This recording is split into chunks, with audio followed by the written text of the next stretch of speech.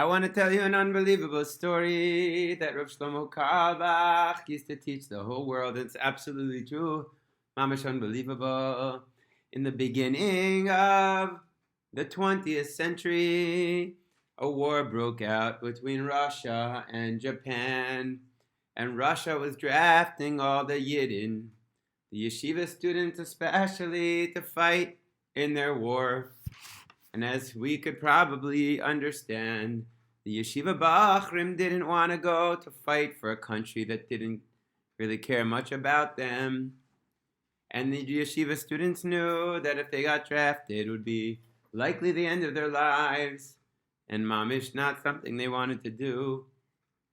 So they lined up in front of all the holy rebbes, and especially the holy Sfas Emes, Rabbi Yehuda Alter. And they would ask the Rebbe for a bracha. Maybe his blessing would help them get out of the draft. And there was one boy who was standing in the corner, and it was his turn. And the Rebbe could see that this boy was not fit to be a soldier. So edel, so sweet, so holy. And the boy begged the Rebbe, blessing, please bless me that I don't have to go to the war. And the Rebbe said, you just wait here. And he went to his room and he got a little manual. And it said how to be a mohel, how to circumcise. And he handed it to the boy and he says, I bless you that you'll come back. V'shalom, you'll come back in peace. And the boy said, please, Rebbe, bless me, Rebbe, that I won't have to go to war. But by that time, the Rebbe was already up to the next boy. Indeed, this boy was drafted, and the army was hard for him. Besides for all the anti-Semitism, a lot of the Russian soldiers, they were very dirty, and this boy was a very gentle, clean type of guy. It was hard for him, but one day, there was a general in the army, a real big up guy, and he walked into the room and he looked at the dirty barracks, and it disgusted him, but he saw the Jew, the clean Jew, and he said, I want to have a talk with you. And so he took it into his private corner, and he took his little pistol out, and he said, Jew, I heard rumors that you keep kosher. Is it true? And the Jew said, yes. And he said, you know, the Tsar of Russia wants you to eat, to be a strong boy, to fight. Will you fight and eat, or will you eat kosher? And he pushed the gun towards his heart. And the boy took a deep breath and he said, I am a soldier of God, and I will not eat non-kosher. I'm sorry.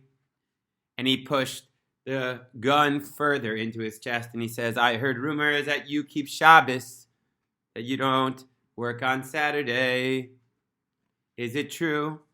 You know, the Tsar wants you to work every day. Is it true? And the boy said, I'm a soldier of God, and I don't care what you do to me. I will not work on Shabbos. And the man put down the pistol. And the general smiled, and he said, I'll tell you the truth. I'm also a Jew. Maybe not such a religious Jew, but my wife just had a child, a beautiful boy. And I don't know much about Judaism, but I know that he needs to be circumcised. And I know that the man who gives him the circumcision, the mohel, has to be a religious Jew. So I was testing you to see if you're a religious Jew, and I could see you're a pretty serious guy. So I want to make you a deal. If you will do the circumcision, I'll tell your commanders that I want you as one of my men. And after you do the circumcision, I'll give you your civilian clothing and I'll let you go home. Do you know how to do a circumcision? And the boy thought to himself, Gevalt, I've never done a circumcision. How am I supposed to learn? And then he realized, oh, Gevalt, the holy Sfas Emes had given him a manual. And with that manual, he'll be able to learn how to be a mohel. And he'll be able to go free. And he looked to the commander and he said, of course, no problem. And he looked up to Hashem and he said, thank you, Hashem, for giving such holy eyes, such Ruach Hakodesh to the holy, holy Sfas Emes, who had eyes not just to save him, but also to get him a well for his yid in the middle of Russia.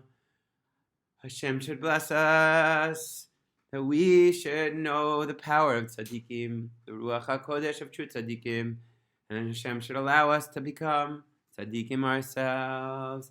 Good Shabbos, because a tzaddik is bechinas a Shabbos, and it's Shabbos is bechinas a tzaddik. Ay, ay, ay, ay, ay, Shabbos. Ay, ay, ay, ay, ay, ay.